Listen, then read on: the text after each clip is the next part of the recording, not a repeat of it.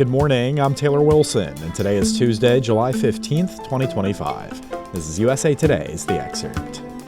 Today, what a Supreme Court decision means for the future of the Education Department, plus Trump's latest approach to Ukraine, and how some in his inner circle are upset with what's been delivered about Jeffrey Epstein. The Supreme Court is letting President Donald Trump fire hundreds of Education Department workers and dismantle the agency. I discussed with USA Today Supreme Court correspondent Maureen Grappi. Maureen, always a pleasure having you on. How are you? I'm good. Thanks for having me on. Thanks for joining me. What did the court decide and how did the majority argue here? So the Supreme Court lifted a lower court's order that had required the administration to rehire hundreds of Education Department employees and had stopped the administration from transferring some of the Education Department functions to other agencies. The majority did not give an explanation for why it disagreed with those decisions that were made by both a federal district judge and were backed up by an appeals court. Instead, it was just a very short order lifting those decisions. Well, this is an ideologically divided court on this. What did we hear from the dissenters? So the three justices who were appointed by Democratic presidents, they opposed this order. Justice Sonia Sotomayor wrote 19 pages explaining why. The gist of it is that she said that the majority of justices are allowing Trump to repeal laws that Congress passed, creating the Education Department, allowing him to do that by firing all the employees who are needed to carry out the functions that Congress required the Education Department to undertake. And she said her colleagues are either naive to think that that is not what's happening, or they are willfully looking the other way to allow it to happen. All right, and what had we previously seen from the lower courts on this issue, Maureen? So that started with a federal judge in Massachusetts who said that the White House decision to fire more than 1,300 workers is preventing the government from effectively implementing programs and services that they are legally required by Congress to do. She said changes of that magnitude have to be approved by Congress before the administration can do them.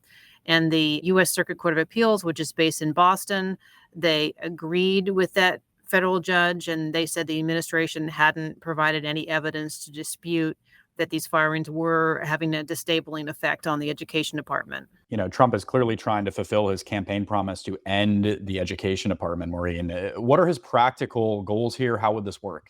So he directed the education secretary to, as he put it, quote, facilitate the closure of the Department of Education. And the education secretary previously announced that about half the workforce would be cut through a combination of layoffs and buyouts. And the administration also wants to move functions to other places, such as having the Small Business Administration take over student loans and move special education services to the Department of Health and Human Services. This decision came a week after the court allowed the administration to move forward with staffing cuts at a number of agencies. What's next, Maureen? So the groups and states that are challenging these cuts, they can continue to do so. What the decisions mean, however, is that the layoffs can move forward for the time being. So it's possible that once these challenges eventually come back to the Supreme Court, the court could decide that the layoffs went too far. But even if it does do that, it could be difficult at that point to restore the agencies to the level they were at before they were gutted. Maureen Grappi covers the Supreme Court for USA Today. Thank you, Maureen. Thanks for having me. In other education news, a coalition of states is suing the Trump administration to restore billions of dollars in federal education funding, including money for after-school and summer learning programs. The group of Democratic attorneys general representing 24 states and the District of Columbia filed the lawsuit yesterday in a federal court in Rhode Island. In the complaint, the top lawyers in several blue states say the funding pause is unconstitutional and ask the court to restore the money in their states immediately. Since the Education Department's decision 2 weeks ago to withhold the funds, which have been available to schools annually without interruption for decades, many districts nationwide have found themselves in financial uncertainty. You can read more with a link in today's show notes. President Trump has announced new weapons to Ukraine through NATO. I spoke with USA Today White House correspondent Francesca Chambers to learn more. Thanks for joining me, Francesca. Thanks, Taylor. Always a pleasure. All right, starting here, what did the president announce for sending weapons through NATO? The president said that the United States would make the weapons However, now European countries would pay for them. The president said that Patriot missile systems that Ukraine was expected to receive would come from European countries. And then what the United States would do was backfill those countries' supplies. Just on a practical level, Francesca, what will this functionally mean for Ukraine's ability now to fight back against Russia?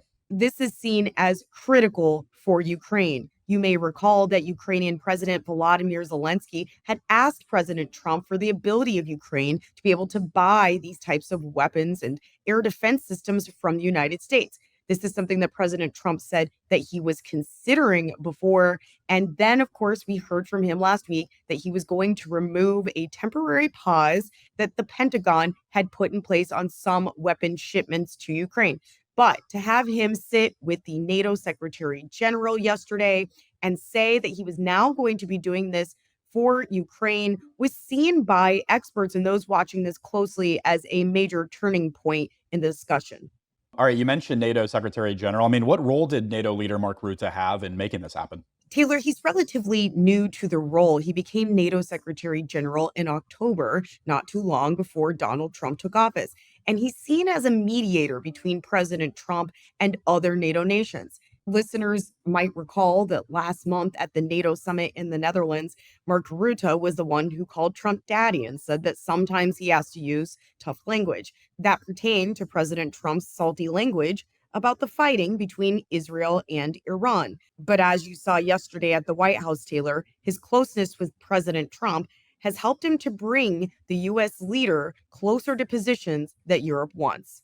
Well, as for Trump this week, he's also threatening related new secondary tariffs. Francesca, what has he said specifically on that point? The president has been under pressure from members of Congress on both sides of the aisle to put sanctions on Russia and to cut off financial revenue that it gets from its exports of oil and gas and also uranium.